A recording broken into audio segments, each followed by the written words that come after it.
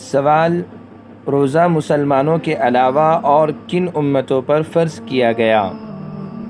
جواب: روزہ مسلمانوں کے علاوہ پچھلی تمام امتوں پر فرض کیا گیا۔ سوال: رمضان المبارک کے مہینے میں سرکش شیاطین اور جنات کیا قید کیے جاتے ہیں؟ جواب: ہاں، رمضان المبارک کے مہینے میں سرکش شیاطین قید کر دیے جاتے ہیں۔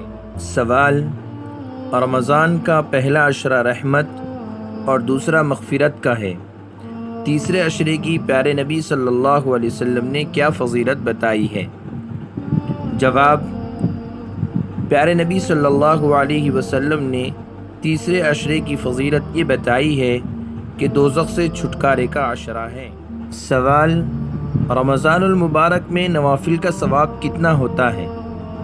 جواب: رمضان المبارک میں نوافل کا ثواب عام دنوں کے فرض کے برابر ہوتا ہے۔ رمضان میں ایک فرض کا ثواب عام دنوں کے فرض سے کتنا گنا زیادہ ہوتا ہے؟ جواب: رمضان میں ایک فرض کا ثواب عام دنوں کے فرض سے 70 گنا زیادہ ہوتا ہے۔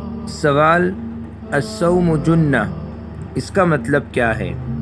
جواب: الصوم جنہ کا مطلب روزہ ڈھال ہے۔ سوال: روزہ کس چیز کے مقابلے کے لیے ڈھال ہے؟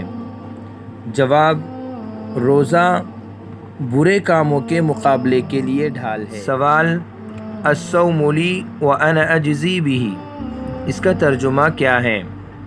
جواب: اللہ تعالیٰ کا ارشاد ہے، روزہ میرے لیے ہے اور میں ہی اس کا بدلہ دوں گا۔